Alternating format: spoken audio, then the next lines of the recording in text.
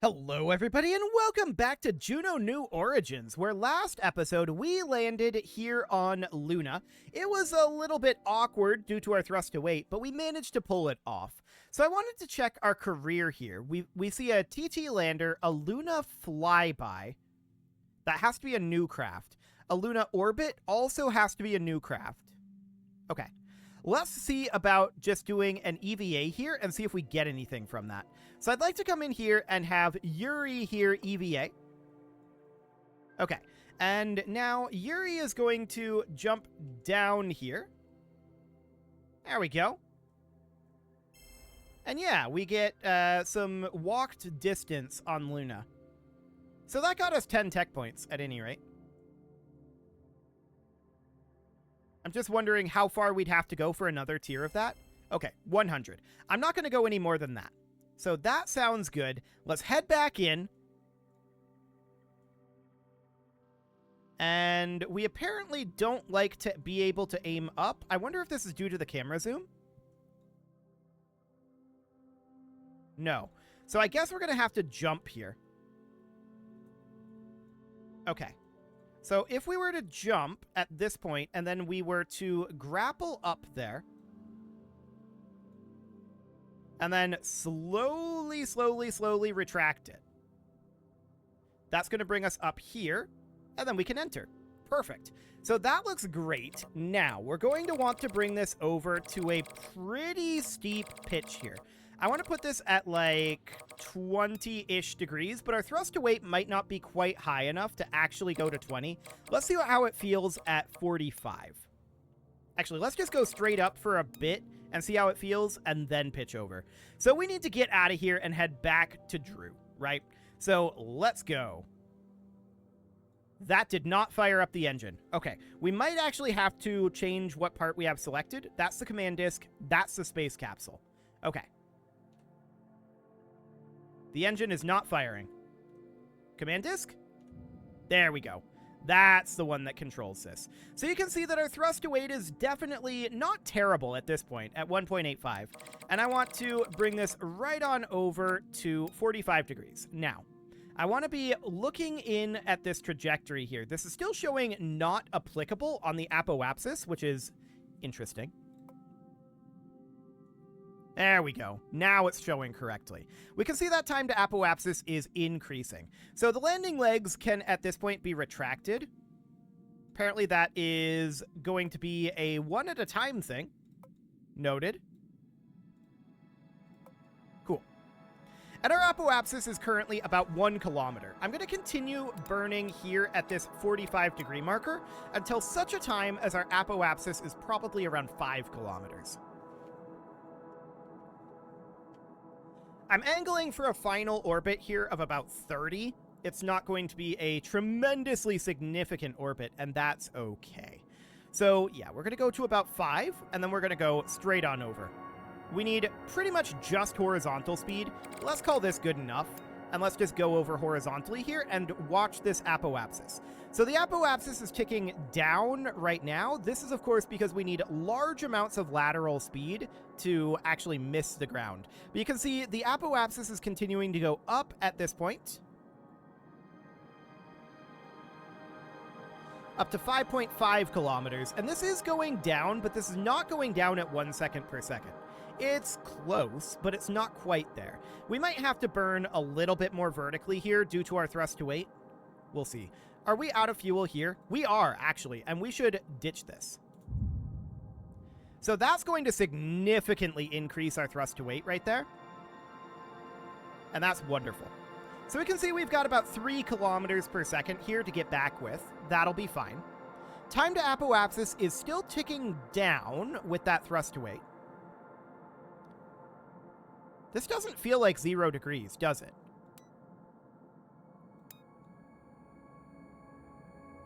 I don't think it is. Is this our actual heading here? I think so. That's interesting. Well, okay. We're at 30 seconds to apoapsis right now, and you can see that apoapsis is definitely continuing to increase, as is our thrust to weight. So it was manageable, but we're definitely underpowered on the lander, so I do think that that will have to be adjusted for future Luna missions. I do also think that Luna, I'm not sure if Luna or Brigo is the higher gravity body. But Luna is definitely a lot higher gravity than TT, which is where the contracts have us going next. A little bit of oscillation here. That's interesting. You can see time to apoapsis is going up at this point. That looks good. And we're just targeting an apoapsis of 30 kilometers. So that seems absolutely fine. We could just lock this at velocity prograde and see what happens. We're not very successfully holding velocity prograde. I've run into this bug before, where the SAS has a really hard time with this. I don't know why this happens. Maybe we should try... What the? Lock velocity prograde, please. Get over there. Okay, we can see that our apoapsis is 40. I'm going to get rid of that. I'm going to switch to the space capsule here. And then I'm going to select this engine. And let's see here. The part is activated. Select the command pod controlling this part is this. And we should probably actually ditch that command disk, since this is intended to be crewed. That might make things a little bit simpler. But for now, we're in a coast period. So we need to come out here, plan a burn at the apoapsis, and we're just going to circularize this up to be about 40 kilometers. That is fine right there. So let's go ahead and warp to that burn. Let's go. This is not positioning at the burn in the slightest.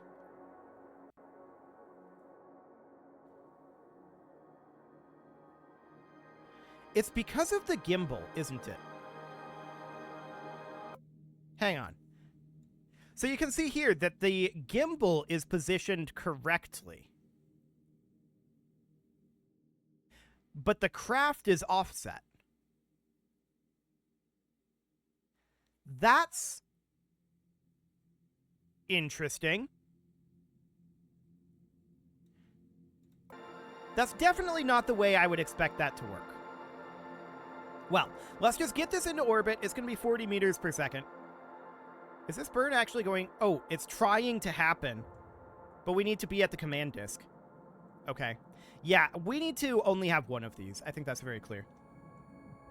Okay, this is good enough. That burn mostly worked. Okay, so now we need to return back, right? So Drew is right out over here. So in theory, a planned burn approximately here, but probably a little bit more like out over here is what I'm thinking. Something like this for a return burn. Except it would need to be on the other side, wouldn't it? Yeah, this is an exit burn, so we would need it to go over here to be a return burn. Okay, so we can definitely dial it in a little bit like that. I would like to bring it in like so. I'm not sure what this resulting is. 675 kilometers? Okay, we could probably get that a little better. What's that? 270? That's an impact. 15.3? 67.4? 163? Okay, I'm going to call this good. We're going to do a corrective burn on the way in. So that looks good. We'll go ahead and execute that burn. And hopefully, even with this weird gimbal situation, it's going to work correctly. With any luck. Okay, let's burn through this a little faster. Let's just warp that up. But yeah, there's definitely a weird gimbal situation happening right now. I think this is probably due to having both a command disk and a command pod. We'll get rid of one. We only need one. So we've got about 20 seconds left on this burn. 10 seconds. 4, 3, 2, 1. In theory, that should be what we're looking for. 100 kilometers. You know what? I'll call it fine. So we're going to warp on forward here until we change sphere of influence. Goodbye, Luna. We will be back, I'm sure. Okay, so there's our sphere of influence change. Now, somewhere around here, I want to plan a burn, and this is going to be a radial retrograde burn. So we're actually probably going to want to burn this more like here. And a radial retrograde is going to put us... Actually, do we want to do that? Hang on. We probably want a more controlled re-entry because of the recovery setup, right? So this is 100 kilometers here. How much DV do we have? 2 kilometers per second. So if we were to plan a burn at the periapsis and we retrograded this to circularize, yeah, we've got plenty of delta V to have a more controlled re-entry. So that sounds good. Let's bring this up to 100 by 100. That sounds excellent. And then we can determine where we want to do the actual re-entry once we're in a much better orbit. So let's go ahead and do that. Around we go. Hello, Drew. This is so weird, the way that it's trying to do this. Like, just burn straight. Make the gimbal be straight. That would be the best way to go. I don't know. Maybe we should just disable the gimbal on this engine. But whatever. It seems like it's working reasonably fine. So this is going to be about a 3-minute burn. We'll accelerate through that. Excellent. Now I'm wondering why this is changing into red up over here. That feels like that's probably a bad thing, right? Or maybe that's just supposed to be indicative of this is where we are in the orbit, right? I don't know. We'll see. We've still got about 1.9 minutes left in this burn, so that seems fine. Although I'm less happy with our positioning here, that's for sure. But we'll just bring this down, and it shouldn't be any major issues. We can see that the Juno village is here. We can do our recovery somewhere around here, as we've done in the past. That sounds absolutely wonderful. Okay, so this burn still has about 40 seconds left in it. It's still claiming high accuracy on the burn. I'm watching the burn move around on the nav ball here, and I'm just like, this is such a janky way to do it. I want to find the cause of this situation, for sure. Okay, let's exit warp here. This isn't exactly the target orbit, and I'm not shocked about that. Not shocked at all. Okay, the main thing about the command disk is it has our reaction wheel in it, although we can probably put one into this capsule. Well, at any rate, I want to warp around to here. Okay, so that tells us basically what we need to know, which is that at the apoapsis here, I want to bring this in and come in for a landing, something kind of like that. That's 515 meters per second. We'll still have a little left. Okay, lock to that planned burn. It's really struggling to actually get to the planned burn, but let's just go ahead and run this. I really think this is a bug. I really, really do. Regardless, we're close enough. This will get us roughly where we want to go. Okay. So I do want to retract these guys before they blow off. It'll be good to recover them. Actually, I don't think we can recover them. Do we have an interstage on this? I don't think we have an interstage and heat shield on this. Okay, that's going to be exciting.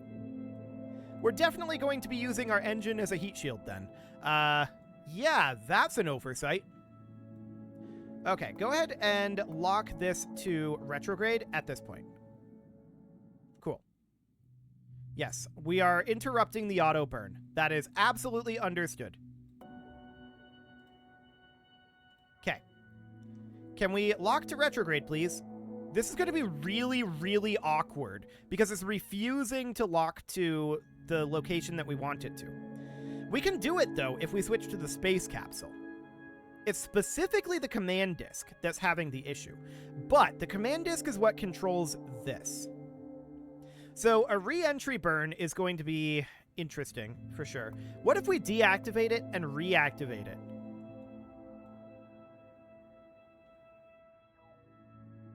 No, it does not work. We would have to switch to this command pod. We're still a little bit off of the retrograde marker, too. So this is very weird. No doubt about it. Well, let's drop on down for right now.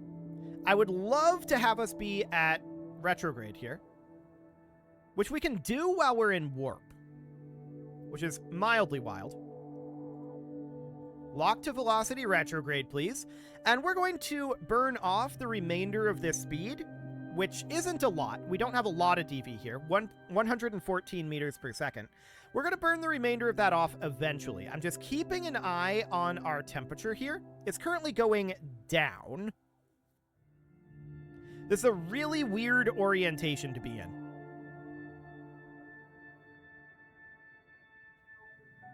No doubt about that. Okay, temperature is going up, and we should probably burn the remainder of this fuel now, which I'm going to do.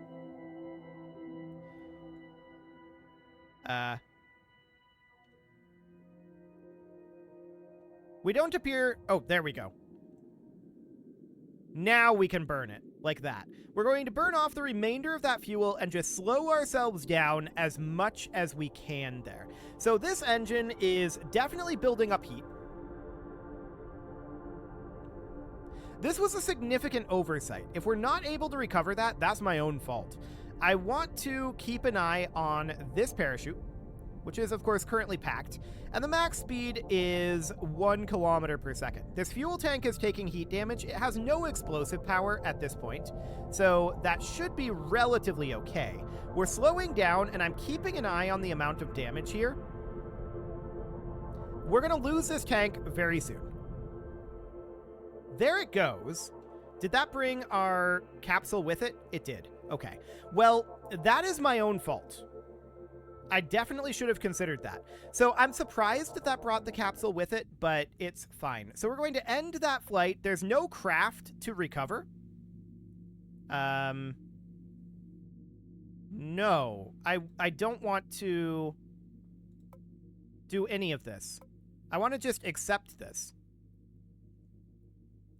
We completed the contract, which was what we had to do, but the design was flawed for the re-entry. I forgot that we didn't have a heat shield or a re-entry system there, like at all. So the tank exploded and apparently took the pod with it. So it's good to know that that's the way that that works. I guess we're just going to have to wait for this to get down to the ground. Like, there's nothing to shift to. These are all exploding from excessive heat damage. Yeah, that's to be expected. So I guess we just got to wait for it to get to the ground. We just shifted around. We're traveling at 220 meters per second now. In the opposite direction. I don't know what's happening. We don't appear to actually be able to do this. So I guess what I have to do is I have to retry, which is going to take us back to the moon. I'm accepting that this is destroyed. So from here, we have to destroy craft. It's weird that we couldn't do that before, but okay. That's fine, I guess. So we need to address some flaws to this build, for sure. So this needs to come off. These guys here, actually, let's do that. So here we have a, what is this? Yeah, here we have our command disk. I want to get rid of that command disk. So let's do that. Then we're going to attach these solar panels onto the actual capsule, in theory. They're kind of huge, though. So that is noted. I do want to certainly put in a heat shield here. That is of utmost priority. So let's see here. That is under here. So a heat shield goes in down here, right? And that should be... Wait, there is a heat shield there. There was just no interstage. Okay. Well, that's my own fault. So we'll need to put in an interstage there. Like that. This does not need to be a particularly large interstage. Down to there should be completely okay. Cool. So this is the hatch here. So I want to put in our solar panels, about like that. And then we are going to mirror those. So we are going to do radial x2. That'll be fine for now. Then we attach this like so. Okay, now, as far as the engine systems here go, this engine, I think, is fine when these tanks are empty. It just needs assistance. So, to that end, I would like to put in some relatively small gnome engines here, and I would like to boost up their specific impulse over vacuum. So it's currently 241. This throat size, I'm going to absolutely remove to here. And then the nozzle length, I'm going to expand out like that. The actual engine size is probably going to remain quite small here. So these are not going to move very much fuel, right? We could maybe crank them up to around 100% size. Is this very similar to what we have here? It's fairly similar. It doesn't have the throat size, so they'll be a little bit higher specific impulse, but their actual thrust is going to be very, very, very low. Now, if we do this, we can see we've got some clippage happening here. To that end, I would like to move these up a little bit, but that's not really a great option because of the landing legs. So I think we're going to have to decrease the size of these tanks a little bit.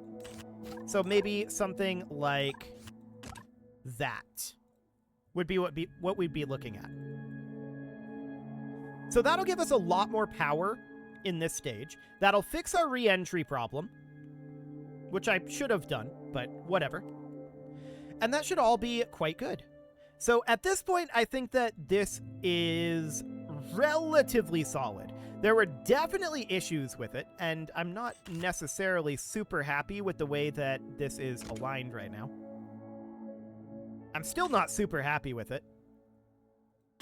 Maybe like that. Now it's overlapping our drogues, though, so I want to move it down to be, I guess, something like this, but it's on a weird angle. I did not intend to do that. Let's undo that one. There we go. Okay, so these should no longer be extended by default. Okay, I guess we're going to leave them be for now. There we go. So just deselecting them fixed it. I think we can fit in a little bit more fuel here. Let's try 0.2 of a meter. Yeah, that seems clean. Okay, so something along the lines of this would be what we'd be going for. So let's save that and overwrite this. That seems fine. Now, in our career, we have a TT lander. Okay, this is with a given lander going to TT. We can accept this. We do not need this craft for that. So we would need to load in our small sat launcher, which would be this guy. And this would be what would take us out to TT. Now we've got an impactor on here right now. So we would need to bring in the lander. So that is this right here. That means that we would have to extend this fairing a little bit vertically, which is reasonably fine. And we can see it sticking out a little bit. I don't think that will be a problem. We'll find out. That'll be a next episode sort of thing, though. So for now, we're going to launch this next episode and go land on TT. You can leave your offerings to the engagement gods in the form of likes, comments, subscribes, and bell ringings. And a very special thank you to all of the channel members for making this video possible, including ALS Gamer, Atala, Ali Lee, Dark Horse, Xenocyte, Upper Cumberland Gamers, Nick Smarty, Dimitri H, Punching the Microphone, The Lounge STL, Kentogan, and all the rest. And of course, you. Thank you for watching. If you'd like to support the channel, you can click the join button down below the video. And as always, I will see you all next time.